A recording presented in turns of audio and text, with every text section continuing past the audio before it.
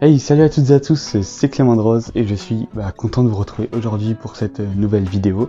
Alors, vous l'avez peut-être déjà remarqué, mais si vous regardez derrière moi, eh bien vous voyez que j'aime les mangas. J'en lis depuis des années, j'adore ça vraiment. À côté de ça, je regarde aussi des animés, bon ça c'est encore un petit peu différent. Mais sur cette chaîne, on parle des dessins, donc aujourd'hui je voulais un petit peu m'intéresser à ça avec vous. Au fil du temps, j'ai pu découvrir différents artistes, donc différents auteurs de mangas, et découvrir leur style, m'intéresser à ce style, et aujourd'hui je voulais un peu mettre cet art là à l'honneur donc dans cette vidéo. C'est pour ça que je vous ai concocté en fait un classement de mes 5 mangakas préférés en me basant uniquement sur le style graphique, et je fais bien attention de le préciser car cette vidéo c'est pas un classement dans lequel je vais dire tel manga est mieux que tel manga, hein. Je vais pas comparer One Piece et Naruto etc, mais bien comparer, en tout cas décortiquer, analyser d'une certaine manière le style de dessin de certains mangakas.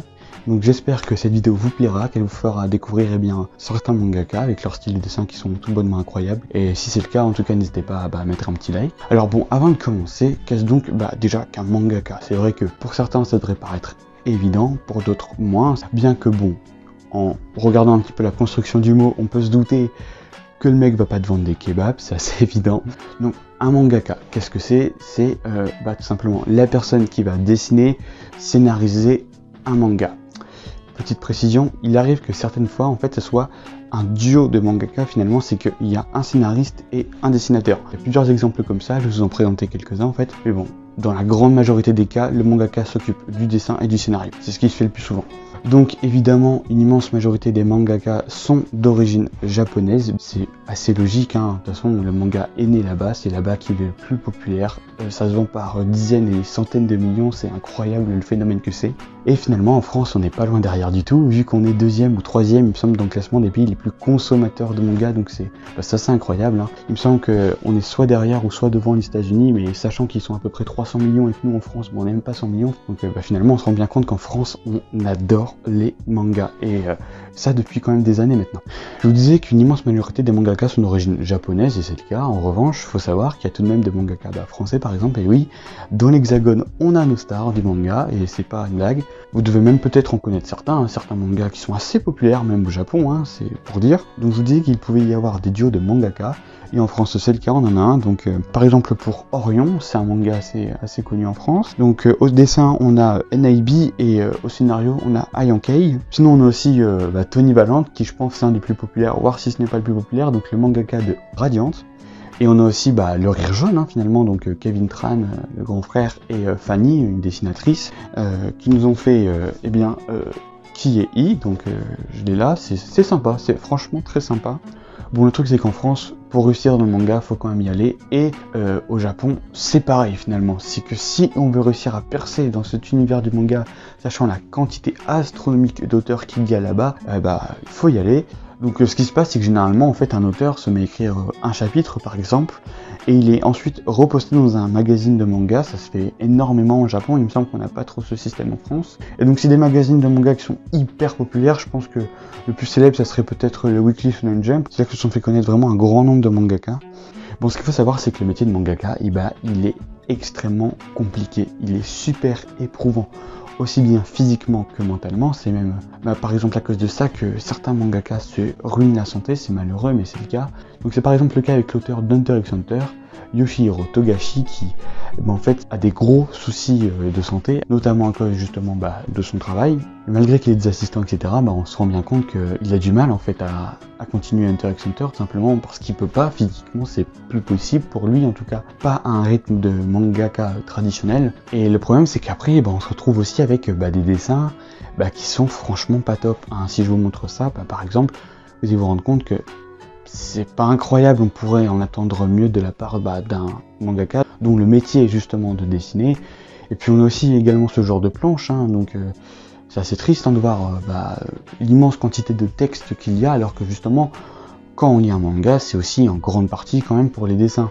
Bon, je vais pas trop blâmer Yoshihiro Togashi parce que déjà ces dessins là en fait ont été quand même retravaillé pour paraître dans la version papier du manga. Donc là je vous montre des scans, pas ce qui apparaît directement dans le manga.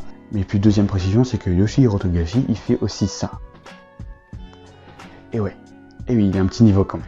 À côté de ça, on a des auteurs qui s'en sortent un peu mieux, comme le cultissime finalement Eiichiro Oda, donc l'auteur de One Piece, le mec qui bosse depuis 20 ans, qui t'a sorti, il me semble, 97 tomes, donc c'est phénoménal. Il me semble que 97 tomes, si on fait une moyenne, c'est à peu près 3 tomes par an, donc imaginez-vous en fait la quantité de travail. Au 6e siècle, Léonard de Vinci il fait un Joconde en 3 ans. Donc tu vas me dire, oui, la Joconde c'est quand même un des tableaux les plus connus du monde, voire si ce n'est pas le plus connu, mais bon, c'est sur 3 ans. Et Oda te sort un putain de tome de One Piece tous les 3 mois. Et bon, un tome de One Piece, ça fait à peu près, allez quoi, ouais, presque 200 pages quoi, 200 putains de pages en 3 mois. C'est phénoménal. Et là, tous les fanatiques d'art vont me dire, mais tu compares vraiment un peintre du 16e siècle à un mangaka actuel, mais ça n'a rien à voir, et ils auront totalement raison, le souci étant que je m'en branle. Ouais, mais c'est pas toi qui décide. Bon, je vous parle beaucoup de manga, mais c'est quoi en fait le style de dessin manga, car cette chaîne reste avant tout une chaîne de dessin. Donc déjà c'est le découpage des cases qui est très cinématographique, c'est-à-dire qu'on a des plans qu'on n'a pas par exemple en bande dessinée occidentale. C'est dans une immense majorité des cas en noir et blanc, évidemment, c'est ce qui fait finalement le charme du manga. Il y a aussi quelques caractéristiques physiques qui sont directement associées au manga, comme par exemple les gros yeux. Et oui, dans le manga, il n'y a pas que les yeux qui sont souvent très gros. Ouah putain, gros nibard. Enfin bref, je pense qu'il est temps d'attaquer le classement, parce que là je parle depuis, allez quoi, 10 minutes au moins, donc la vidéo va encore faire 3 heures, et ça YouTube ça lui plaît pas. Et moi-même ça me plaît pas tellement, parce que finalement c'est moi qui passe 3 jours à faire du montage vidéo ensuite.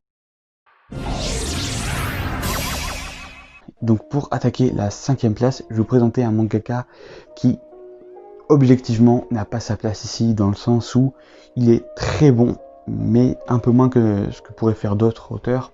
En fait, si je vous le présente, c'est surtout par rapport à la symbolique qu'il a à mes yeux, en fait, qu'il a à mon égard, dans le sens où c'est lui qui m'a donné en premier peut-être envie de vraiment me remettre au dessin, et puis c'est également lui dont je me suis inspiré du style. Il s'agit donc de Masashi Kishimoto, l'auteur de Naruto. Donc là, je vous parle bien du manga, je précise, parce que l'anime c'est encore autre chose esthétiquement. Quand même. Donc comment on pourrait décrire un petit peu le style de Masashi Kishimoto? Eh bien, déjà il a un trait relativement simple. Donc par exemple, il n'y a pas un immense contraste entre le noir et blanc, contrairement à ce qui se fait chez d'autres mangaka.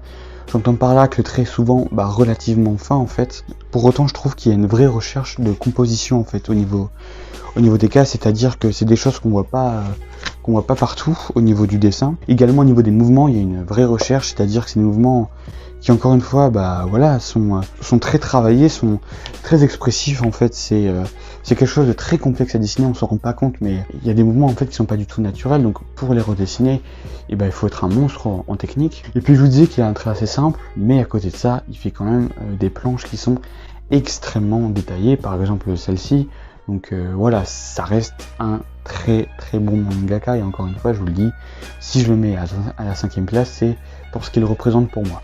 Et puis en dernier point, je trouve qu'il a une grande capacité à transmettre en fait les émotions de ses personnages. Je trouve que j'ai rarement ressenti aussi fort en fait des émotions qu'en lisant justement Naruto, grâce au regard en fait, au visage des personnages, ce qu'ils ressentent visuellement, et ça c'est incroyable. En 4e place, je voulais vous parler d'un auteur en fait qui a un niveau en dessin, je pense presque inégalé. En tout cas, il maîtrise son style à la perfection. Il s'agit de l'auteur de Berserk, Kentaro Miura. Et donc, pour vous décrire son style, je pense que les images parlent d'elles-mêmes. C'est magnifique. C'est vraiment magnifique.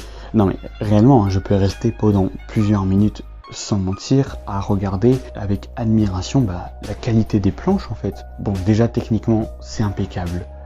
Et puis au niveau du détail, non mais regardez-moi ça, sérieux. Et puis c'est d'une précision, d'une justesse, mais vraiment presque inégalée. Alors, c'est vrai que Kentaro Miura est assez réputé en fait pour être un auteur qui est très perfectionniste, et d'ailleurs à cause de ça en fait, le manga Berserk met assez longtemps à être écrit, justement parce que l'auteur prend un soin de fou en fait à s'appliquer sur chacune de ses planches, à donner le maximum à chaque fois, et le résultat est au rendez-vous. Donc les planches sont également généralement très chargées, dans les cases il y a beaucoup de détails et c'est très précis, et donc ça les rend esthétiquement très travaillés, et c'est ce qui fait qu'on peut rester pendant plusieurs dizaines de minutes à les regarder avec admiration. Et puis également, ce qui est à noter dans les dessins de Kentaro Miura, c'est en fait, la façon avec laquelle il arrive à transmettre avec force les émotions, aussi bien la terreur que l'apaisement. Je veux dire, regardez ça, quand je vois ça, personnellement, même sans avoir lu Berserk, eh bien, je ressens une certaine terreur, une angoisse évidemment, parce que ça se transmet très bien en fait à travers l'image, à travers le trait de Kentaro Miura. Mais là, par exemple, à l'inverse, on peut ressentir un certain apaisement, une certaine tristesse aussi. Et même sans avoir lu, même sans comprendre le déroulé de l'action, eh bien, il y a tout un message qui est transmis. Et le dessin est aussi un outil narratif, c'est important de le repréciser. Et certains auteurs arrivent vraiment bien à se servir de cet outil, et bah, ça nous donne des mangas comme Berserk. En troisième position, je voulais vous parler de Takehiko Inoue. Donc, Takehiko Inoue, déjà, qu'est-ce qu'il a fait comme manga? Il a déjà fait Slam Dunk, donc c'est un manga qui parle de basket, apparemment c'est excellent. Encore une fois, je l'ai pas encore lu, je suis désolé, mais ça ne saurait tarder. Ça me fait vraiment envie, surtout quand je vois en fait la qualité du dessin. Il a également fait Vagabond, donc Vagabond c'est un manga qui retrace l'histoire d'un samouraï japonais, il me semble, je sais plus si c'est une histoire vraie ou c'est en tout cas une histoire inspirée directement de la culture japonaise. Donc précédemment, je vous parlais de la narration à travers le trait en fait d'un dessinateur. Je sais pas si c'est compréhensible pour tout le monde, mais en tout cas, peut-être que Takehiko Inoue est un maître dans l'art. Alors déjà, il dessine au pinceau, contrairement à une assez grande majorité d'auteurs. Le pinceau, ce qui est bien, c'est que ça permet une grande expression du trait, parce que justement, il y a une liberté assez totale dans le mouvement. On peut faire des traits très fins, également des traits beaucoup plus épais, en fait, parce que le pinceau est très souple, évidemment. Après, le problème, c'est que, à l'inverse, du coup, ça devient un outil très compliqué et bien à manipuler. Il faut une grande expérience là-dedans. Mais bon, je pense que quand on regarde la qualité des dessins de Takehiko Inoue, c'est un problème qu'il a su gérer. Et donc, un petit peu comme avec Kentaro Miura, finalement, on voit qu'il y a un vrai contraste entre le noir et le blanc, et donc ça nous donne un résultat généralement qui est magnifique en fait. Il y a un grand niveau de détail à préciser aussi, hein, vous devez bien vous en rendre compte, et c'est ce qui fait pour moi du coup que Takehiko Inoue est à un aussi bon niveau. En fait, c'est justement cette capacité avec un pinceau à faire autant de détails et à s'exprimer aussi bien à travers son art. Et par exemple, j'adore la façon dont il fait les cheveux de ses personnages. Je trouve que c'est quelque chose qui est pas commun, parce que quelque part c'est presque abstrait par endroits, mais ça reste très précis, et c'est assez fascinant cette espèce de paradoxe, et moi je trouve ça esthétiquement très joli. Une autre chose que j'aime beaucoup avec le dessin de Takehiko Inoue, en fait, c'est sa façon de représenter le mouvement en fait. Je trouve que c'est toujours très recherché en fait. Ces personnages sont très souvent mis en scène de sorte à ce que on ressente vraiment l'action du mouvement, et ça c'est vraiment balèze, faut bien s'en rendre compte, parce que entre faire un personnage, disons, comme ça, là, le buste de face, et le faire en train, je sais pas, de faire du basket ou en train de se battre au katana, c'est quand même tout de suite bien plus différent. Et donc voilà, je vous laisse avec finalement quelques planches de son travail, de son art. Donc je suis vraiment admiratif de ce qu'il fait. Encore une fois, comme avec Kentaro Miura, je suis capable de rester pendant plusieurs minutes à contempler le détail, à contempler la technique, contempler la précision du trait, et juste contempler cette façon de s'exprimer à travers son trait qui a beaucoup de sens en fait, et c'est très fort. Donc je pense que là il n'y en a pas encore dans mon étagère de tomes de Vagabond ou de Slam Dunk, mais franchement ça risque d'arriver très très vite. En deuxième position, je voulais vous parler de Boichi. Alors déjà, Boichi, qu'est-ce qu'il a fait? Il a fait Sunken Rock, Origin, Dr. Stone assez récemment, et ce qu'il fait actuellement, ou ce qu'il a fait, je sais plus, j'ai pas tout suivi, c'est un spin-off de One Piece sur le personnage de Ace. Donc voilà, admirez un petit peu le travail, c'est... Ça me fait bander. Je vous le dis, ça me fait bander.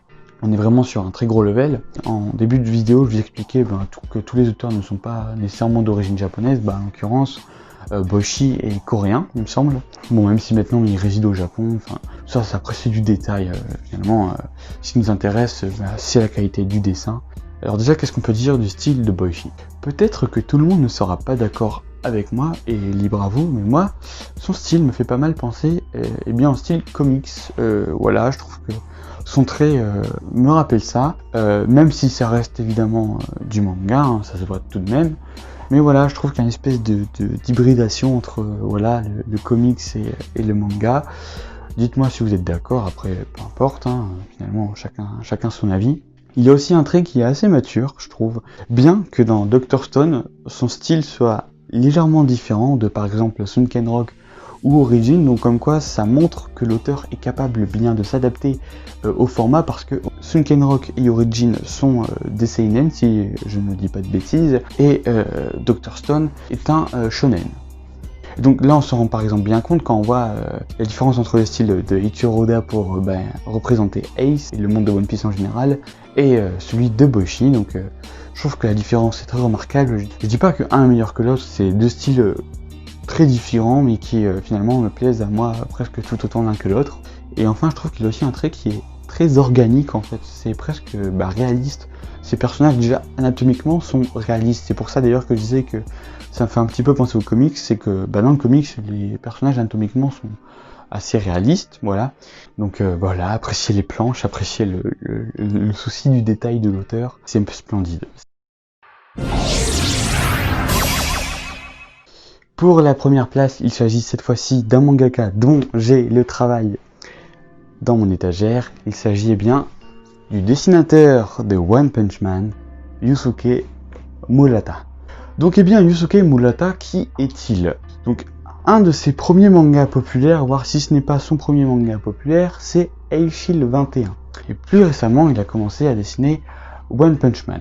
Donc au départ, je vous parlais de mangaka qui fonctionnait par duo, et bien là c'est le cas, parce que le manga One Punch Man, il est un peu particulier.